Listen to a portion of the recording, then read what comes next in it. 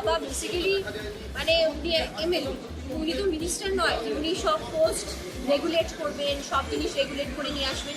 সরকার যা যা দায়িত্ব দিয়েছে উনি পালন করেছেন সেগুলো। কিন্তু আমার মধ্যে আপনাদের কাছে একটাই অনুরোধ থাকবে যে যেহেতু ইনভেস্টিগেশন চলছে, এবার আমরা তো সবাই যার যেখানে যদি কিছু আমরা জানি, ঠিক আছে, আমি ইনফ্যাক্ট সবাইকে আমি আবেদনও করবো যদি আপনারাও কিছু জানেন তাহলে আপনারা প্লিজ সিবিআইয়ের সঙ্গে কোঅপারেট করুন।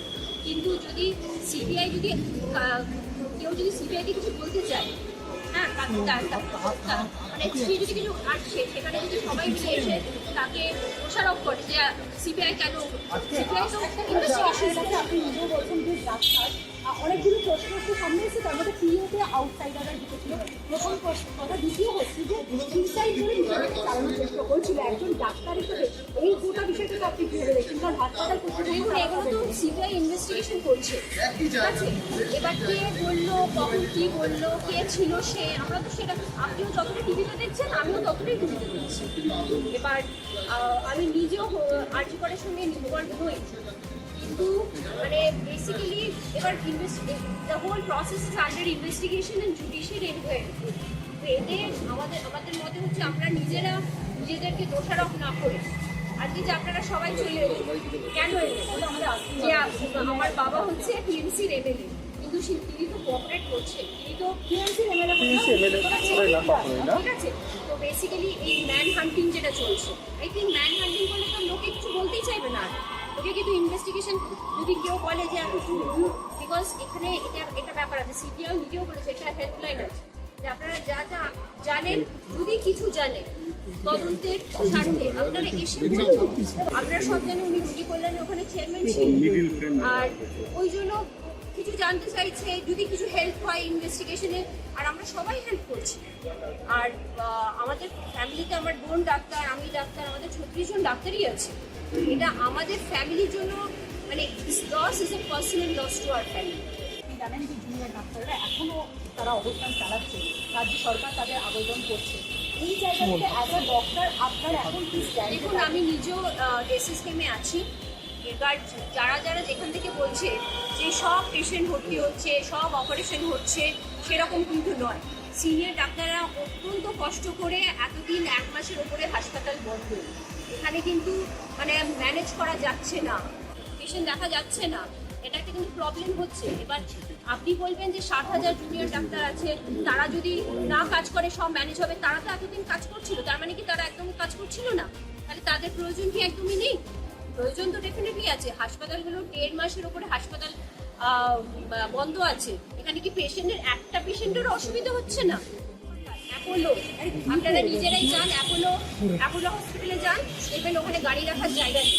অ্যাপোলো হসপিটাল, মেডিকা, ফোর্টিস, সব প্রাইভেট হসপিটাল কিন্তু খোলা আছে, কিন্তু আজকে একটা সরকারি হাসপাতালে কে যায়? সরকারি হাসপাতালে কিন্তু কোনো অ্যাক্সেস যায় না, ওরা কিন্তু যায় না, খুব গরিব মানুষ যায়, যারা অ্যাক্টর অ্যাক্ট্রেস যারা এখন রাস্তায় খুব আন্দোলন করছে, তাদের কাছে আমার একটা যে আপনারা একটু আসুন, দেখুন যে হাসপাতালে, গভর্নমেন্ট হাসপাতালে কারা যায়? খুব গরিব মানুষ যায়। আমাদের 2 টাকায় টিকিট হয়, একটা 2 টাকা টিকিট করে ওরা যায় হাসপাতালে ওই করতে, চিকিৎসা নিতে, সেই গরিব পেশেন্টদের। শুভেন্দু অধিকারী অভিযোগ করেছিলেন যে সুদীপ্তবাবু এই নার্সিংহোমে আরজি করের মেশিন এনে লাগান এবং পুরনো মেশিন আরজি করে নিয়ে যান। এই অভিযোগ সম্পর্কে আপনার কোনো মন্তব্য? আপনারা দেখবেন যে এই নার্সিংহোমটা হচ্ছে 1984-এ এই নার্সিংহোমটা হয়েছিল। আমার ঠাকুমা মারা গেছেন, তার নামে এই নার্সিংহোমটা হয়েছিল, এবং এটা খুবই একটা ছোট নার্সিংহোম, দেখে বুঝতেই তো পারছেন। তো এখানে ওই আরেকটা জিনিসের বলতে যাবো যে দামি দামি মেশিন, দামি দামি জিনিসের কথা বলছেন, হাসপাতাল থেকে মানে একটা পিনও চুরি করা যায় না। যারা জানে, যারা হাসপাতালের সঙ্গে কাজ করেছে, তারা এটা জানবে যে একটা পিনও চুরি করতে পারবেন না। এই জন্য ওখানে একটা মাল এলে তার 10টা চিঠি, 10টা ইন্ডেন্ট করতে হয়, ওর ব্যাচ নাম্বার লেখা থাকে, সব রকম কবে এলো কবে গেল, ওখানে একগাদা লোক থাকে, ওখানে স্টোর থাকে। ওখান থেকে ডেপুটি সুপার আক্তার আলী তিনি আরজিকর হাসপাতালের যে এত অভিযোগ করছেন বেনিয়ম, আর্থিক দুর্নীতি, সব কি মিথ্যে? আমি এটাই বলবো, ওনাকেই প্রুফটা দিতে বলুন না। ওনাকে তো একবারও সিবিআই ডাকুন না, ওনাকে সিবিআই ডাকুন, দেখে সিবিআই অফিসে গেছেন, হ্যাঁ, উনি ওনাকে বলুন না প্রুফগুলো দিতে, বিকজ এই যে বলছেন না যে এই লোপার হলো, এই পাচার হলো, এগুলো হচ্ছে ফর নিউজ, ফর টিআরপি, ঠিক আছে? আপনি বলছেন এগুলো সব মিথ্যে? মিথ্যে বলছি না, কিন্তু ইউনিট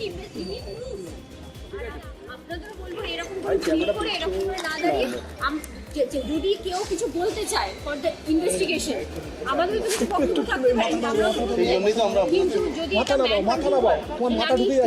আমি চ্যানেল দেখছিলাম, হানা হলো, হানা হলো, এটা কি সত্যি হানা হয়েছে?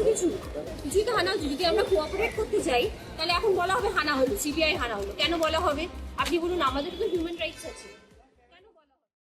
আমাদের ভিডিও ভালো লাগলে লাইক এবং শেয়ার করুন। কমেন্ট সেকশনে গিয়ে জানান আপনাদের মতামত। আরও ভিডিও পেতে আমাদের চ্যানেল সাবস্ক্রাইব করুন এবং প্রতি মুহূর্তে খবরের আপডেট পেতে প্রেস করুন বেল আইকন।